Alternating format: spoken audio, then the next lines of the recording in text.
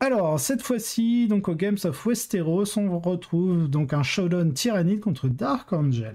Alors là, on a du Léviathan Exocrine. Donc on a une patrouille Léviathan, En Ocelot, on retrouve donc une unité de 3 Zozo. Hein. Alors un Neurotrope qu'on retrouve avec la résonance barbe et le Synaptic Tendril, hein, le classique. Le Tyran ailé avec la glande d'adrénaline.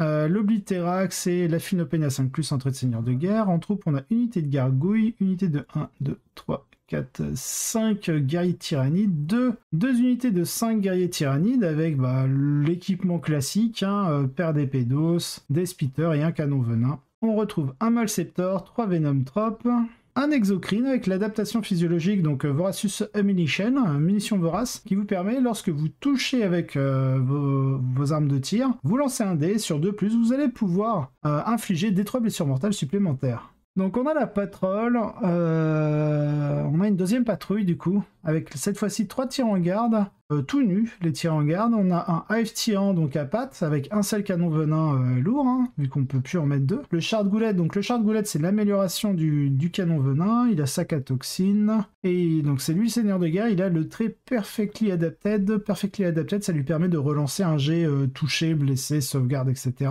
Par tour de bataille. Donc on retrouve une énième fois 2x5 guerriers tyrannides en canon venin, paire d'épées d'os, des spitters et une harpie. Ok, du côté Blood Angel, pas Blood Angel, Dark Angel. Donc là, on voit un Deathwing, oups, All Terminator. Alors on a un détachement Vanguard, donc vu qu'il est Deathwing, ça va lui coûter normalement 0 PC.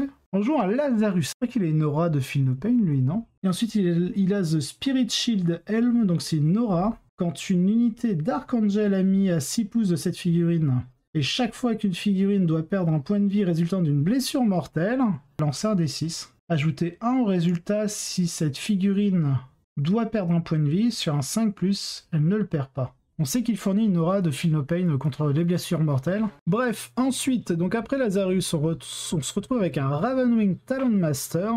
Donc un monsieur Ratata avec tout ce qu'il faut derrière. Décisif tacticien en aura. Alors, et toutes les unités bases Dark Angel a mis à 6 pouces autour de lui ajoutent 1 à leur jet de charge et d'advance. Ouais, donc là on va vraiment chercher à buffer les Terminators. Bref, on part sur un Deathwing ancien.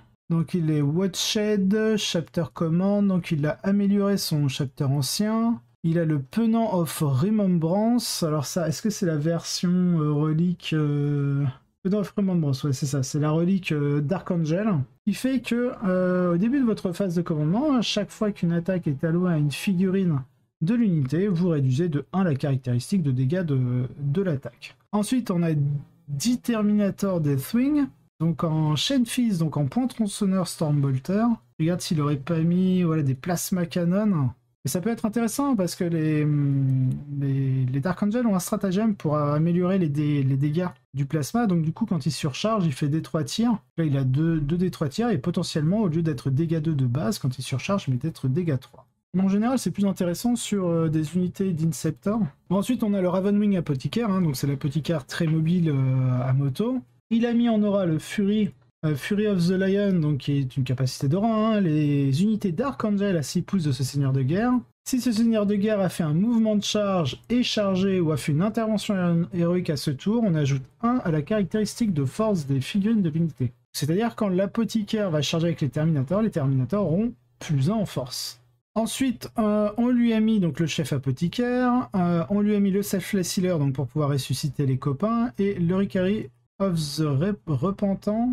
C'est quand une unité ennemie est à 3 pouces du porteur, à chaque fois qu'une sauvegarde invulnérable est faite par cette figurine, par une figurine dans l'unité, et que cette sauvegarde invulnérable est de 4+, ou meilleur, alors elle sera forcément sur 5+. Donc ça c'est pas mal parce que du coup, quand vous avez, je sais pas, par exemple des Vanguard Veterans ou des boucliers Storm, ou notamment certaines figurines comme le Malceptor qui ont une invulnérable à 4, des tyrans des ruches qui ont invulnérable à 4, enfin voilà, toutes les figurines qui vont, il y a beaucoup d'invulnérables à 4+, dans la méta de 40k, surtout en V9, et bien là du coup vous allez nerfer les invulnérables non pas à 4+, mais à 5+. Alors donc du coup, ok pour l'apothicaire, on va avoir donc une chier d'autres Terminators, déjà qu'on en a 10 là, 20, 30, 40, allez hop, ça c'est fait, ils sont tous équipés de la même manière, un Combi Bolter Lightning Claw, on a juste Reaper Autocannon dans chacun des autres.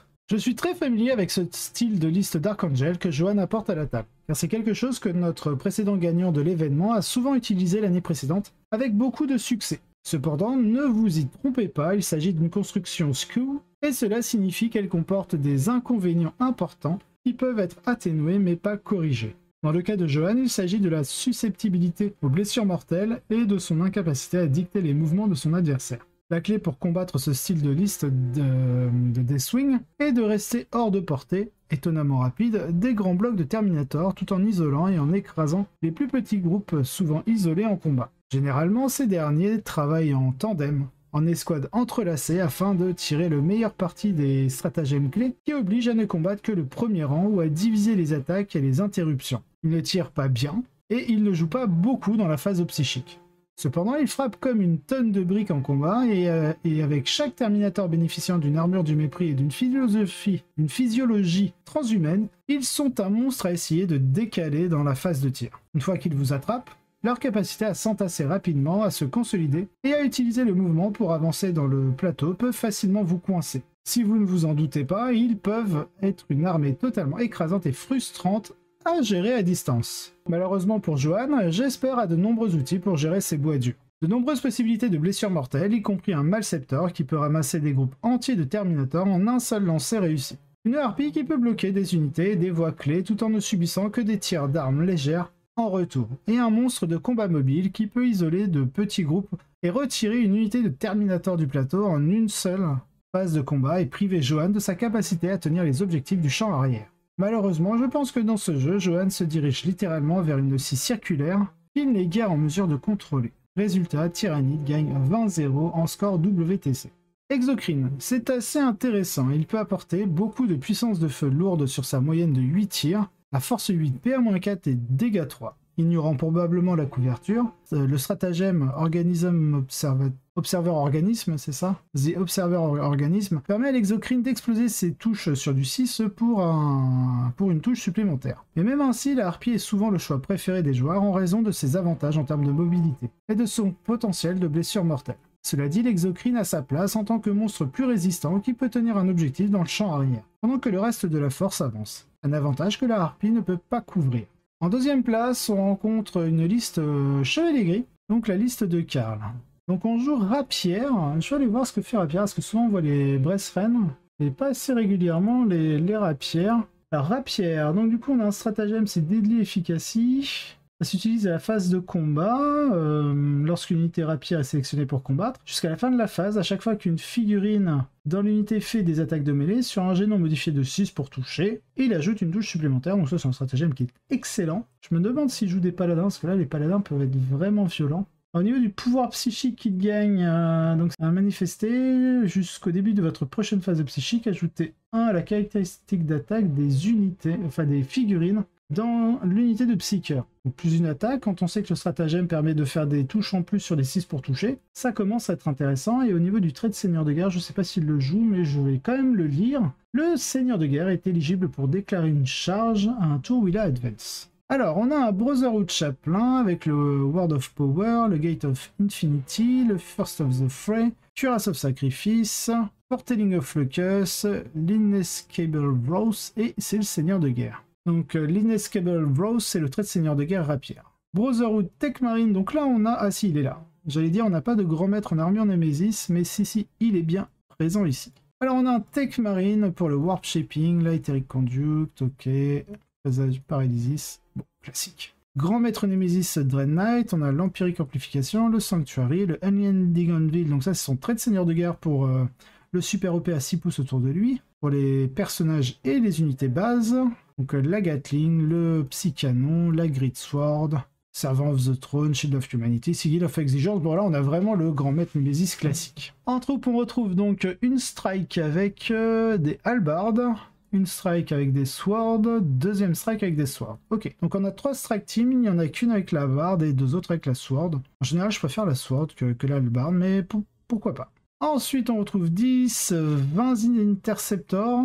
Donc 2 x 10 unités d'Interceptor Squad, dont une avec des halbards, la deuxième avec des swords et une plus petite de 5 de 5 d'interceptors, pardon, avec des épées. Donc ok, et on retrouve... Donc là on est vraiment sur une liste classique old school, avec 4 Dread Knight, beaucoup d'interceptors pour aller chercher les objectifs, et les strike teams pour cover l'arrière-cour, et 3 QG assez badass. Donc, comme le dit l'auteur, une liste classique de chevaliers gris sans réelle surprise, mais avec une nouvelle vie grâce à l'armure du mépris. Elle renonce à un librarian infligeant des blessures mortelles, au profit d'un aumônier, donc du chapelain.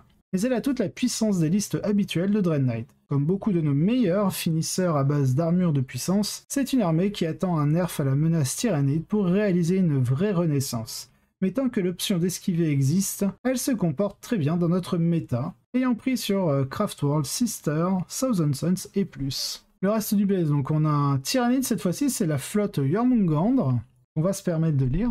La flotte rushée Jormungandr qui s'appuie fortement sur la phase de tir avec un double exocrine, une double harpie et une double escouade complète de pyrovores. Jormungandr fournit quelques buffs défensifs intéressants pour une armée qui veut tirer parti de ses options à distance et offre un stratagème de frappe en profondeur qui se marie bien avec les pyrovores. Sa seule défaite est survenue au 4e tour contre le champion du tournoi. Et bah comme quoi, même Jormungandr peut être compétitif. On a un 4e joueur donc en Deathwatch, alors on a l'auteur... note de l'auteur. Je ne connais pas Deathwatch, j'ai donc demandé de l'aide. Peter the Falcon Colissimo a sauté sur l'occasion pour fournir une analyse approfondie, unité par unité, que j'ai dû réduire considérablement pour les besoins de cette section. La liste est principalement une liste aware normale.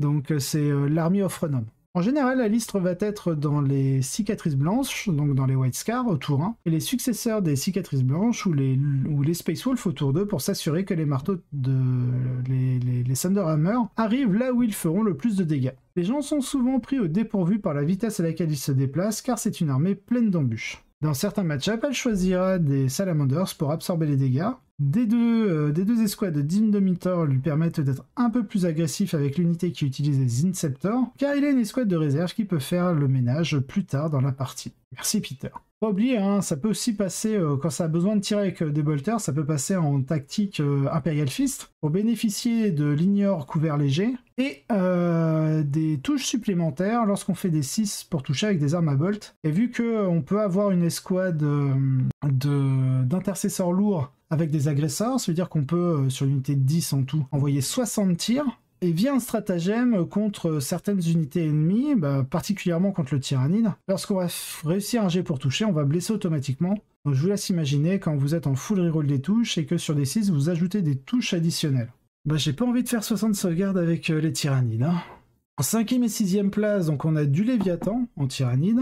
7e place, on a un Borkan, donc en tau. Ensuite, on retrouve donc le joueur Dark Angel du Showdown, Tyranny de Gain, Léviathan. En 10e place, on a un Thousand Suns. Alors, Cult of Duplicity avec 2 Contemptors et 2 grands blocs de Scarab Occult Terminator. La liste apporte la durabilité avec la combinaison de Holy's Dust, l'Armor of Content et des stratagèmes de réduction des dommages pour aller avec les blessures mortelles lourdes et la production d'armes légères. C'est une liste qui se déplace lentement avec une certaine capacité de redéploiement au milieu de partie. Bref, ensuite en 11e, on a du Tyranny Behemoth. 12e, on a un Tosset, et en 13e, on a un joueur Necron avec Relentlessly Expansionniste, Eternal Conqueror.